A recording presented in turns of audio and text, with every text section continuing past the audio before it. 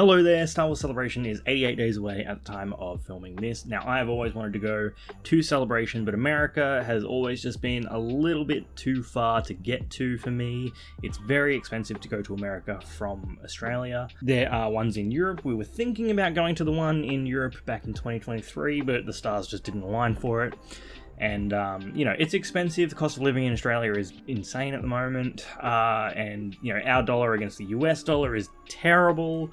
But our dollar against the yen, it's actually pretty good. So we decided that we're probably never going to get a better chance of going to Celebration than the one in Japan this year. Now, I've still got some things to work out with my work before everything is 100% official, but at the moment, we're going. We've got hotels booked, we've got flights booked, and of course, we have tickets for Celebration itself. I just wanted to do a bit of a chronicle of leading up to Star Wars Celebration, because I've never been before. I'm very excited about it. I'm very nervous about it because I've never flown before. I've never been out of the country before. And I just sort of wanted to make a little chronicle of the trip, the before, the during, and the after.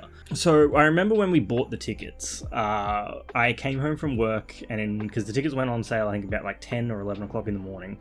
I came home from work and we had 6 devices out to try and get in to buy tickets. We were sitting there and we had 4 or 5, 6 devices over, and one of them said it'd be a 20-minute wait to get in. The other one was an hour. The other one was 3 hours. I'm so sorry, my girlfriend's playing Marvel Rivals in the background. I don't know if you can hear it. And we got in and we found the tickets and we started buying the tickets, and the translation on the site didn't work. There was a tab to click to switch everything to English, and it didn't work. Everything was in Japanese, so we had to sort of navigate the menus very carefully to figure out what we were doing and try and buy the correct tickets. So we bought our 2 3-day passes and we got that, and then I was looking around and I was like, oh, you can buy merch here at the same time and then pick it up when you go, because they're not sending it out this time. And so I was trying to pick out what merch I wanted, and my girlfriend's yelling at me to hurry up and do it because I didn't see that there was a timer. There was a timeout thing. You only got I think it was 6 or 10 minutes to go through the process, get your tickets, and move on. And so she's yelling at me to hurry up and pick what I want and everything, and I'm trying to figure out which shirt is the different shirts that I want out of the shirts that I wanted. And I also managed to get I have the list here, sorry, a shirt in English, I think, a shirt in English, a logo patch, a hat, which I'm very happy about. That's the main thing I wanted, actually, is a hat, a patch, and a deluxe pin. So pretty happy about that. And we get those when we go there. They don't send them out anymore, like I said. So we've got our tickets. We've got most of our hotels booked, I believe. We have our flights booked. Now, the flights was the fun thing. So like I said, I've never flown before. I don't know the first thing about booking a flight. I had to, apply for a passport, which was an insane process here in Australia. It takes forever. It's stupidly expensive. We have I don't know if we have the most or one of the most expensive passports in the world, and it's ridiculous. Anyway, I finally got the passport, and then we were booking the flights. Now, again, I don't know anything about booking flights, so my girlfriend took the lead on this one. And we booked through Qantas. Now, if you don't know, Qantas is sort of the most well-known Australian airline. It is also probably the most notorious for being a terrible airline, but it was the cheapest one that we could find, and it was the most readily available one, so we picked that one. Anyway, we picked our seats, we picked our flight, we got everything booked, went to payment, paid for everything, and then afterwards we just sort of sat there because we were shouldn't we get a confirmation email or something, to say that we've booked? Because everything went through on our end and we just didn't get any confirmation, and we were this is a little bit weird. And then we looked in the airline account that we had to make, and there was nothing in there, and we were just okay, this is a little bit strange. So we called up customer service and help, and that was hey, what's going on? We don't have any confirmation email, no text message, nothing's in the account that we made. What's the go? And they looked at it and they were oh yeah, we can see you've got 2 seats booked here. And they were the payment's just pending because you've paid with a card. So once it is cleared, you'll get the confirmation email and everything like that. And they gave us a booking number that we could type into the website, and then we typed that in, and it came up and we were like, oh yeah, there's our flights. They were like, yes, don't panic, like you have your seats, it's all there, it's all good. And we were like, okay, cool, thank you. So a couple of days went by and we didn't really think much of it, and then Karen said to me, the money still hasn't come out of the account that we paid for, like that we used to pay for the tickets. And I was like, oh, that's a bit weird, it's been like 3 or 4 days. So we went back into the airline account, typed in the booking number, and all of a sudden it was gone. We had no booking number, we had no seats. We were like, well, what's going on here? So again, we had to call up the customer service line and we gave them all the information and was like, hey, we bought these a couple of days ago. We said the payment was pending, but we had the booking number. We were told our seats were secured, and we were like, what's the go? And the customer service person was like, oh, okay, I'm looking at it now. And they went, oh yeah, there was an error with the payment. We still don't know what happened with that. They said that the bank contacted us about the payment because I think they might have thought it was like a fraud account or something, or a fraud transaction, because it was such a big amount. And we were like, no one contacted us.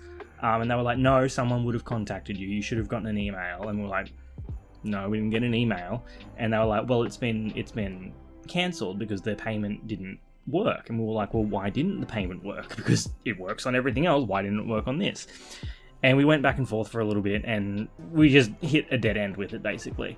And we were like, okay, fine, the payment didn't work, can we redo it? Can we rebook those seats? Are they still available? And she said, yep, they're still available, you can rebook those seats, would you like me to put that through for you now? And we were like, yes please. And she goes, yep, no worries. So for those same seats, same flights, same everything, but 3 days later from when we actually booked it, she's like, yep, that'll just be an extra $1,200. Get to fuck, Qantas. Get to absolute fuck. So we were like, what the hell are you talking about? Why is it that much now? And they're like, oh, well, you know, more seats have booked up on the plane, so they're more expensive now. And we were like, okay, but we had this booked before. We were given a booking number. We've given you the booking number. You said you could see it. We didn't cancel it. You know that we didn't cancel it. Can you honor the original price? And they were like, no, we can't. So we still don't know what happened. They say it was the bank issue. We said it wasn't a bank issue because every time we have had a bank issue, we have been contacted by the bank, whether it be through email, whether it be through a phone call. So they basically just refused to take any responsibility for what went wrong, and then refused to honor the original price that we bought these plane tickets at. So we then had to scramble to find new plane tickets to Japan because we weren't going to pay an extra $1,200. Eventually we found another one, and it was through Japan Airlines. I can't remember if it was the same date flying out, but I think the trip back was a day later. So we did eventually gain a day in Japan, and I think we only had to pay like $100 more, just because of it was an extra day, so there was a longer time period between the return. So we got that, and then that went through. We did the exact same process, picked our seats, picked our flights, picked our in-flight meal, which Qantas didn't give us. And went through that, hit payment, money came out instantly, and it was fine. So, sincerely, fuck you, Qantas, you piece of shit. And yeah, so if you're ever flying and Qantas is an option, don't do it. They're terrible. They're absolutely terrible. Anyway, we have our flights. We fly out on the Monday or the Tuesday of the week of celebration, which starts on the Friday. So we've got a day or two in Japan to sort of get acclimated and get our bearings, really. Thankfully, Australia and Japan is only, depending on the time of year, an hour or a 2-hour time difference. So hopefully we can avoid jet lag. Like I said, I've never flown before. I've never been out of the country before. So I'm a little bit nervous about all of that, which is funny because I love playing Flight Simulator, but the idea of getting on a plane actually makes me It's just not something I'm looking forward to. I'm really not. But that is my first story about Star Wars Celebration. Still got a few more things to organize just in terms of like travel insurance and what to do with like phone coverage once you're over there. I have no idea how any of that stuff works, so I need to look into that. But yeah, hopefully it all works out as we get closer. Like I said, we got 88 days until Celebration, 83, 84 days till I fly out. I'm excited, I'm very nervous, but it should hopefully be good. I'm looking forward to going to an event that is just solely all about Star Wars. That sounds like a dream for me. I do wish it were an American one, because being in a foreign country, I would prefer to be somewhere where I spoke the language. But I've been learning a little bit of Japanese here and there. It's not sticking in my head, which is not fun. That's it for me for now. Hopefully I'll have some more stories to come. I won't be posting obviously while I'm over in Japan, because I won't have access to any of my editing tools or anything like that, but afterwards I hope to make a bunch of videos about my experience over there. So I'd appreciate if you stuck around for that, if you're interested in doing so. Anyway, thank you for watching. Do not fly Qantas, and may the Force be with you always.